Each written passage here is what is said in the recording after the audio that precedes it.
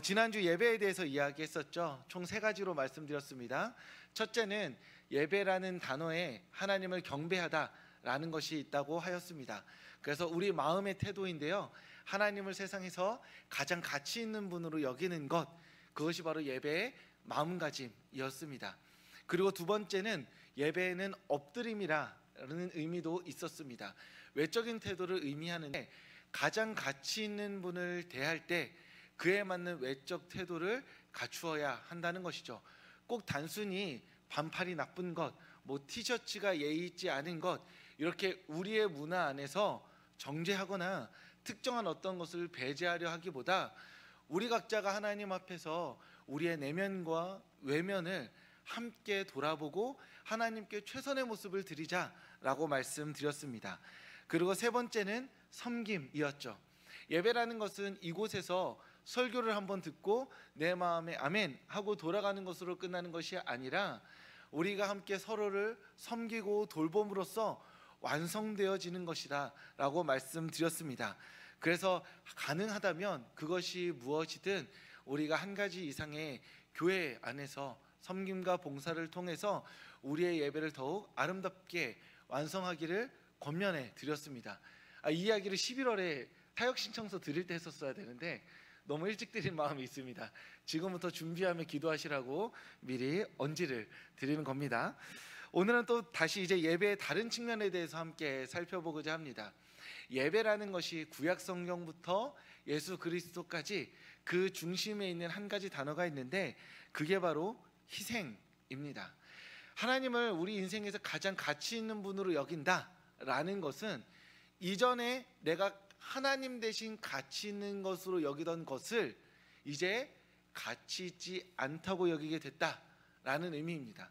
하나님을 가치 있는 것으로 여기기 위해서 이전에 가치 있다고 여기던 것은 가치 없다 선언하는 것이죠. 아주 대표적인 예로 헌금이 있습니다. 우리가 하나님께 예물로서 헌금을 바칠 때 이 헌금이라는 그 종이라는 지폐, 그 돈, 그것은 이 세상에서 하나님이라 고백되어지는 것이죠. 그것만 있다면 행복할 수 있다고 믿습니다. 많이 가져보면 어떨지 모르겠는데 아직 안 가져봐서 그 말이 실제인지는 잘 모르겠습니다. 중요한 거는 돈이라는 것이 이 세상에 하나님 역할을 해서 마치 그것이 우리의 경배와 삶을 받을 만한 가치가 있다고 여겨지는데 그리스도인들은 그 돈을 하나님께 드림으로써 돈이라는 가치는 상대화하고 하나님을 이 세상에서 가장 가치 있는 분으로 고백하게 되는 것이죠. 또 주일날 우리가 시간을 드리는 것도 있습니다.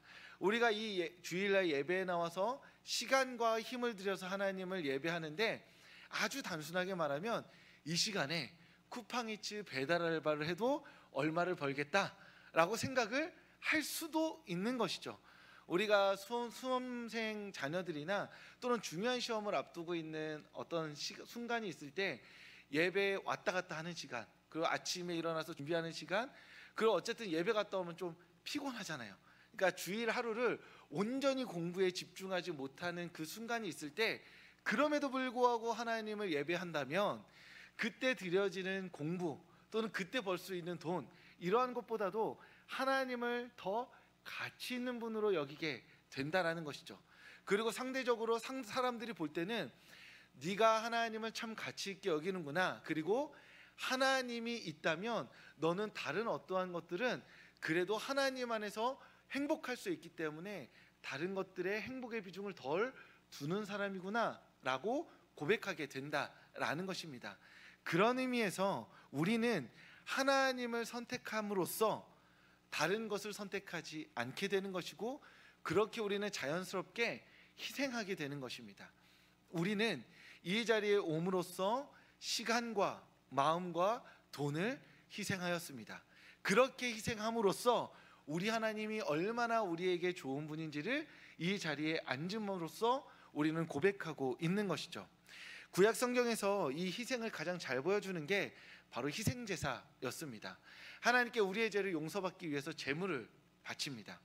그러면 제물을 바치는 이 행위는 동물, 즉 소나 양과 같이 값어치 있는 것들을 하나님께 드리고 그 자리에서 내가 손을 얹어서 기도하고 각을 떠서 그 재물의 그 가치를 완전히 없애버리죠. 먹기도 하고 불태우기도 하지만 실제로 그 동물을 가지고 있을 때 내가 누릴 수 있는 재정적인 여유와 안정감을 제사 한 번을 통해서 완전히 다 없애버리게 되는 겁니다.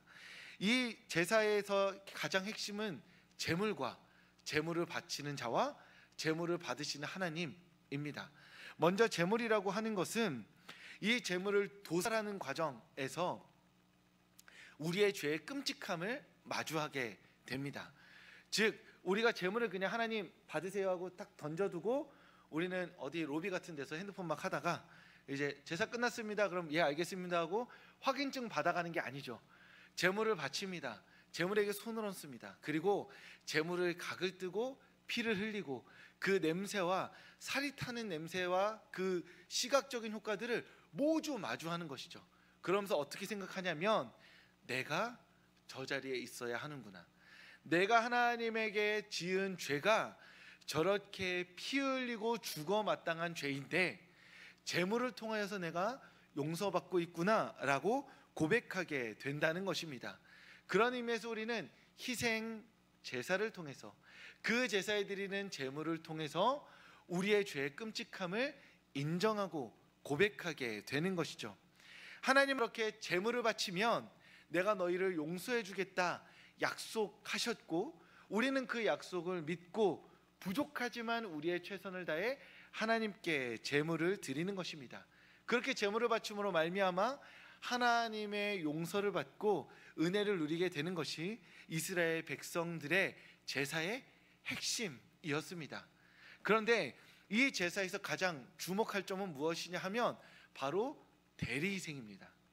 이게 가장 중요한 지점인데 제물을 바쳐서 그 제물이 이문순 대신 죽는 것이죠. 그러면 하나님은 이 제물을 이문순이라 생각하시고 이 제물의 죽음을 이문순의 죽음으로 받아 주신다는 것입니다.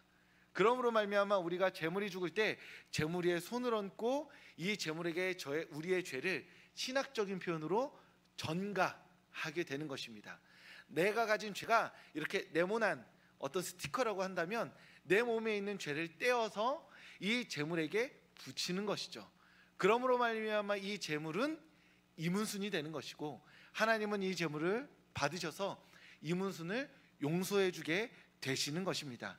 그래서 아브라함이 이삭을 바치려고 딱 칼을 들었을 때 하나님께서 아브라함아 아브라함아 말씀하시고 순양을 대신해서 바치게 하시죠.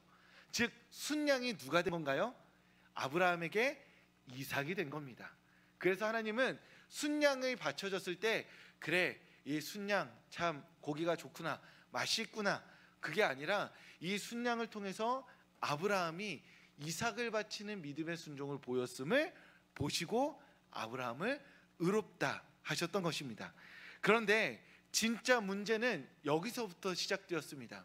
이스라엘 백성들이 대리 희생을 통해서 그 제물의 죽음을 나의 죽음으로 여기고 하나님 앞에서 진실하고 거룩한 삶을 살아가야 되는데 사람 마음이라는 게 결국에는 제물이 마치 자판기에 들어가는 동전처럼 바뀌어버린 것이죠.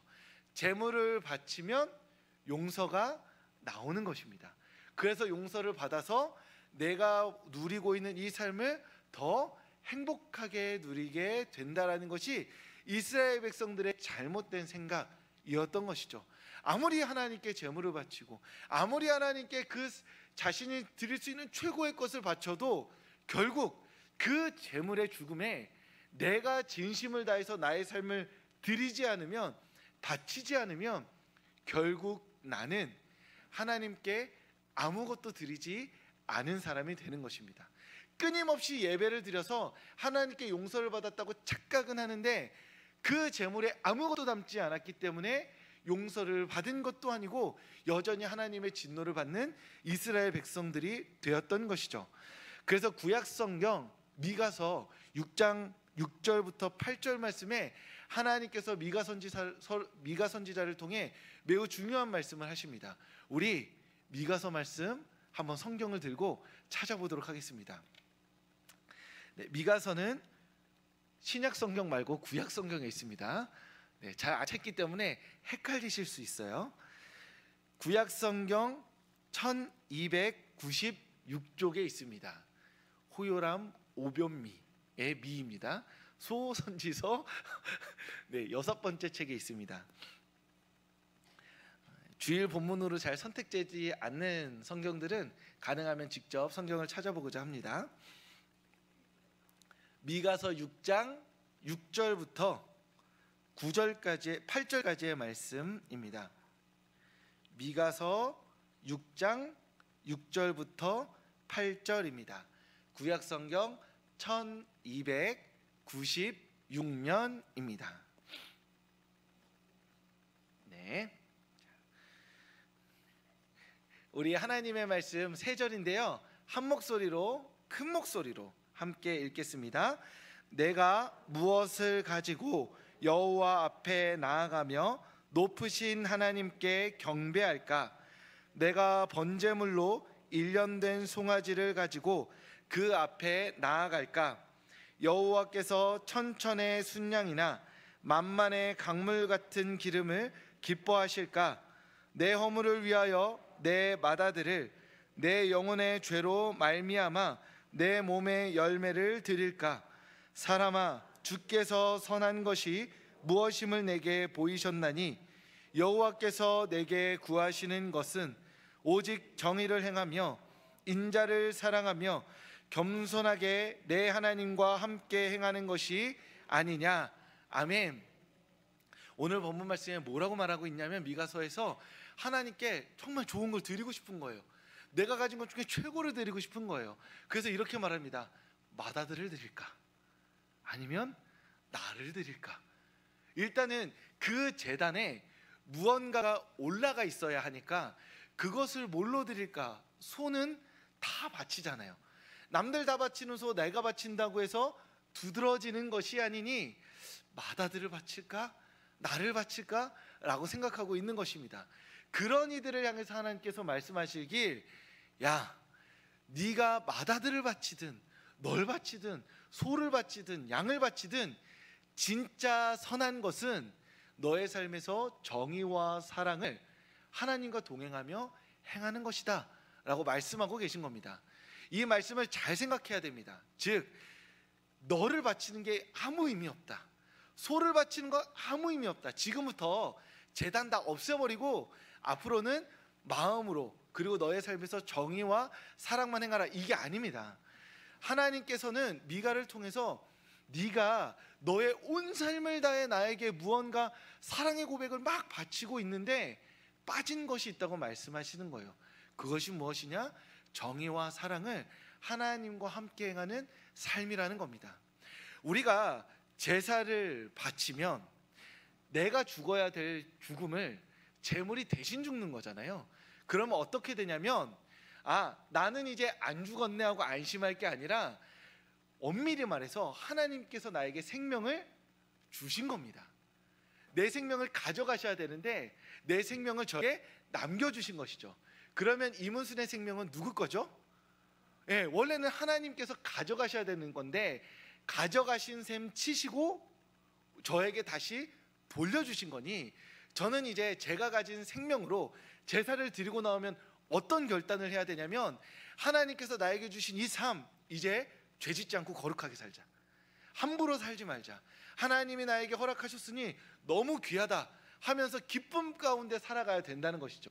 그런데 어떻게 생각하냐면, 아유 다행이다, 이제 오늘 한번 이렇게 큰일 한번 치렀으니까 갔다가 나중에 우리 집에 양이 뭐 몇 마리 남았나? 이렇게 하면서 이제 간다는 거죠. 즉, 제사를 생명의 문제로 여기는 것이 아니라 돈의 문제로 환원하는 겁니다.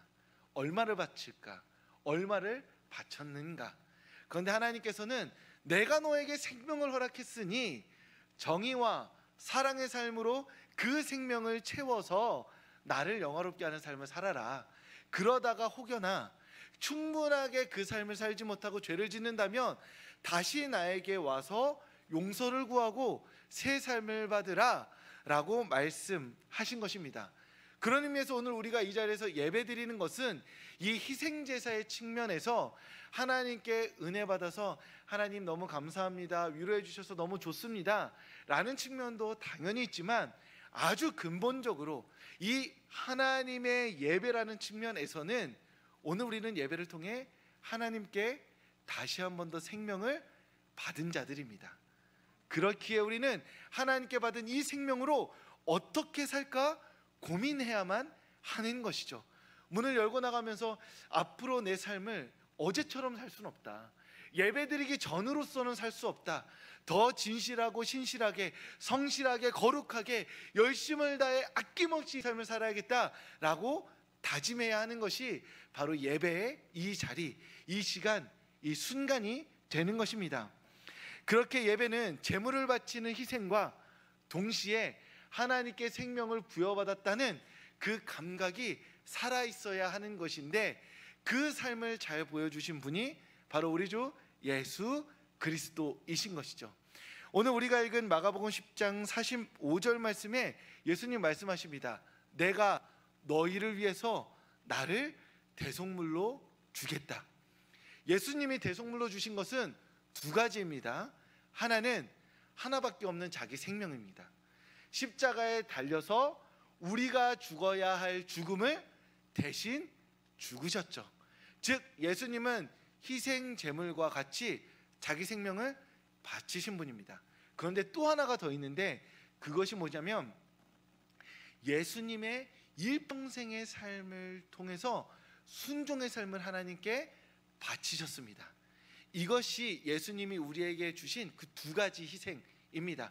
단순히 맨 마지막에, 예를 들면 33살 그때 내 생명 하나 있는 거 하나님 바칩니다, 받으세요 라고 예배를, 하나님께 바쳐지는 그 삶을 끝내신 게 아니라 태어나서 죽을 때까지 하나님을 향한 사랑의 삶을 끝까지 살아내심으로써 일상의 삶에서도 자신의 예배를 완성하시고 죽기까지 십자가에 달리는 순종을 보여주심으로써 참된 예배를 모두 완성하신 겁니다. 그래서 우리가 예수님을 따르면 십자가에 달려 죽기까지, 마지막 순간까지 하나님께 우리의 믿음을 고백하며 따르는 삶과 함께 우리의 일평생의 삶, 오늘부터 하나님께서 우리를 부르시는 그 모든 순간까지 하나님께 바쳐지는 매일매일의 순종의 삶이 드려져야 하는 것이죠. 그렇게 그리스도인들은 어찌 보면 매일매일 희생하는 사람입니다. 하나님, 저 어제 크게 한번 드렸죠. 그럼 이제 한 3일 정도는 제가 좀 이렇게 쉬어도 되지 않을까요? 제가 어제 그래도 한 5시간 끝나주게 기도했는데, 찬양을 제가 25곡 불렀는데, 이제 이번 주에는 좀 이렇게 안 드려도 되지 않을까요? 제가 주님 사랑하는 마음으로 30년 전 그때 얼마나 뜨겁게 주님 사랑해서 교회를 섬기고 사람을 섬기고 주님께 이 삶을 드렸습니까? 저 이제 조금 쉬어도 되지 않을까요? 저에게 주어진 이 삶 누리며 살면 안 되나요? 그렇게 말할 수 없다는 겁니다. 드렸던 그 순간은 그날 주님이 받으셨습니다. 오늘 우리는 다시 우리를 드립니다. 내일 우리는 다시 나를 드립니다. 내일 모레 매일매일의 날들은 매일매일 우리를 희생하여서 주님께 우리의 삶을 드림으로 말미암아 하나님의 가치를 드러내는 예배의 삶이 되어야 하는 것입니다. 오늘 하나님의 말씀을 듣고 주님 앞에 나오신 성도님들, 오늘의 삶을 주님께 드리는 성도님들 되시길 축복합니다. 오늘 남은 날을 주님께 드리고 내일 아침에 눈을 떠서 하나님, 어제 한 3일치 주일 예배 드렸으니 3일 쉬겠습니다 라고 말하는 것이 아니라, 오늘 나에게 새로운 생명을 허락하신 주님, 오늘도 나의 삶을 기꺼이 주님께 바치겠습니다 라고 결단하고 다짐하며 매일매일 주님께 우리의 생명을 바치는, 그렇게 우리의 삶을 희생제물로 주님께 드림으로 말미암아 하나님을 이 세상에서 가장 가치 있는 분으로 고백하는 성도님들 되실 수 있기를 주님의 이름으로 축복합니다. 기도하겠습니다. 하나님, 우리를 하나님의 말씀 앞에 세워주셔서 감사합니다. 하나님의 말씀을 듣고 우리에게 새로운 생명을 허락하신 주님께 다시 한번 우리의 삶을 드립니다. 어제 드렸기에 오늘 덜 드리는 것이 아니라 오늘도 전심을 다해 전력을 다해 주님께 우리의 남은 삶을 드립니다. 그러니 우리의 삶을 받아 주시옵소서. 하나님, 오늘 한번 우리의 삶을 드리고 다음 주 주일날 이 자리에 와서 하나님께 우리의 삶을 드리지 않게 하여 주시옵소서. 월요일, 화요일, 수요일, 목요일, 금요일, 토요일까지 매일 아침 주님께 받은 새 생명을 감사하며 매일 아침 주님께 우리의 삶을 전심전력으로 바치는 우리 모두가 되게 하여 주시옵소서. 그렇게 매일의 우리의 삶을 희생제물로 드림으로 말미암아 하나님을 참으로 영화롭게 하는 하나님의 백성 되는 우리 서울교회 성도님들, 이 자리에 모인 모든 이들 되게 하여 주시옵소서. 우리의 삶을 기쁘게 받으시고 우리의 삶을 주님께 드릴 수 있도록 성령 하나님의 은혜와 용기를 주시는 주님의 이름을 기쁨과 감사 가운데 찬양합니다. 예수님 이름으로 기도합니다. 아멘. 이제는 우리 주 예수 그리스도의 은혜와 하나님의 사랑과 성령의 교통하심이 전심전력을 다해 주님께 우리의 삶을 드리기로 결단하고 다짐하는 이 자리 가운데 모인 모든 이들의 머리 위에 지금부터 영원까지 함께 하시기를 간절히 축원하옵나이다. 아멘.